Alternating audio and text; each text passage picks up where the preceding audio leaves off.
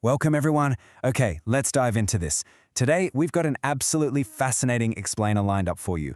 We're going to break down the sheer chaos, the intense commentary, and the wild tactics from that 2026 World Cup clash between Portugal and DR Congo. If you've been following the tournament, you already know this game was a total rollercoaster, packed with tactical shifts, brutal physical battles, and literally history-making moments. We're going to map the whole thing out so you can see exactly how the drama actually unfolded on the pitch. Right from the jump, we're looking at a quintessential David versus Goliath setup. The central question we're tackling today is this: how exactly did DR Congo shock a footballing giant? Seriously, how do you take a squad that's basically built to dominate global football and push them to the absolute limit? Well, to figure that out, we have to look past the final scoreline and really dig into the raw tactical mechanics of what happened out there on the field. To really grasp the weight of this match, we gotta set the stage. Just look at that number, 68,777 fans packed to the rafters in Houston. The atmosphere, absolutely electric. Adding to all that tension was referee Abdul Rahman Al-Assam trying to keep a lid on things. Plus, you had all these wild storylines swirling outside the pitch. The commentators even pointed out Diogo Jota's parents anxiously watching from the stands. Not to mention this game was coming hot on the heels of a massive Argentina hat trick the night before. So the stakes, the pressure, the sheer scale of the moment, it was off the charts. Now, let's talk about the actual matchup on paper, because, wow, what a contrast. On one side, you've got Portugal rolling in as this absolute juggernaut. We're talking Cristiano Ronaldo, Bernardo Silva, Bruno Fernandes, just an embarrassment of creative attacking star power. Then, on the flip side, DR Congo's setup was completely different. They were heavily leaning on one primary danger man, Yohan Wissa.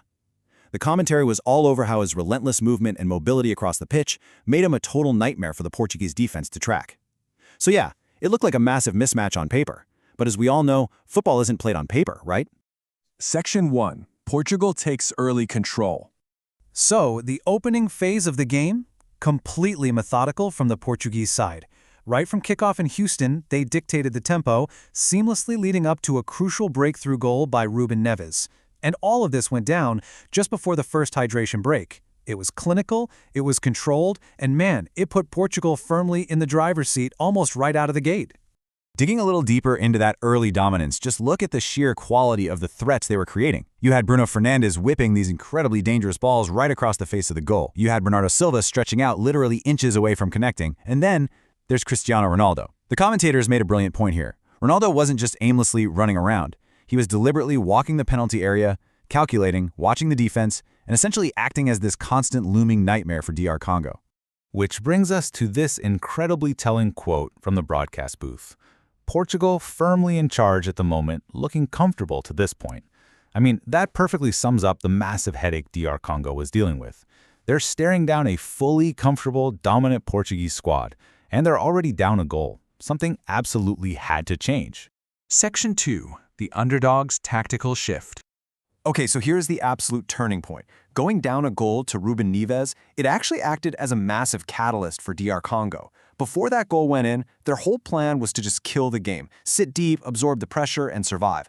But that deficit completely forced them to scrap that initial blueprint. Suddenly, they had to chase the game. They were dragged out of that defensive shell and thrust into this much more aggressive, forward-looking posture, basically hunting for any transition moments they could find.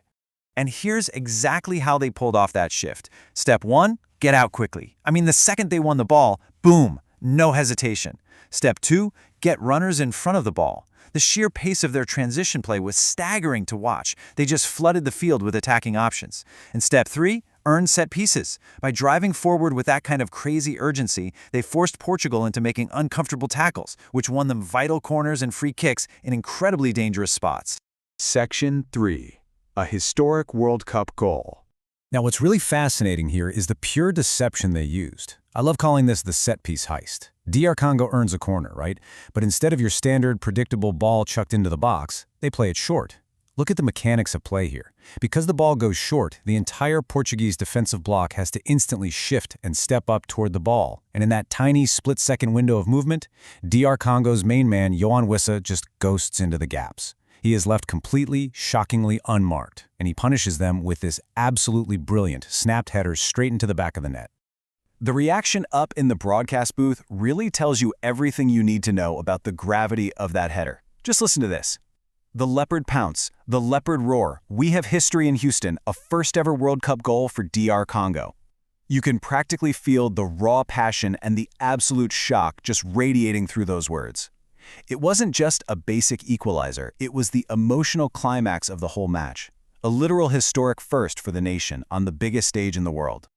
Section 4. A battle of attrition. Heading into the second half, things get incredibly gritty. We're talking a real street fight. We see a yellow card handed out to Congo's captain Mutasami as the tension clearly boils over. You've got Poudard throwing himself into these unbelievably slippery, desperate tackles just trying to break up the play. Then there's this heavyweight physical tussling between Kiambe and Kwakasau. Kiambe is using sheer brute strength to shield the ball, and they're literally jawing at each other. All the while, guys like Vikua are having to resort to these frantic, hopeful balls over the top just to relieve some of that crushing pressure. It was a fiercely physical, desperate scrap for survival. And you know, in a battle of attrition like this, biology always wins eventually. On one hand, you have Congo's players like Saka who are just completely exhausted. They've been running the entire match at this frantic chasing pace. But on the other hand, Portugal just casually starts bringing on fresh legs, specifically throwing Leon into the mix with a full tank of gas. The mounting physical toll DR Congo was dealing with at this point was just staggering. But despite DR Congo's unbelievable resistance and that history-making goal, well, Portugal is still Portugal, right? Eventually, they stabilized the ship. They went right back to their bread and butter, methodical, ball-circulating tactics, passing it around through Bruno Fernandes, shifting it over to Semedo, and systematically prodding and pushing for a second-period attacking sequence to hunt down that game winner. Which really leaves us with this final, massive question to chew on. How does DR Congo's tactical masterclass and historic resilience redefine what we expect from underdogs on the global stage? Think about it. They were completely outgunned on paper,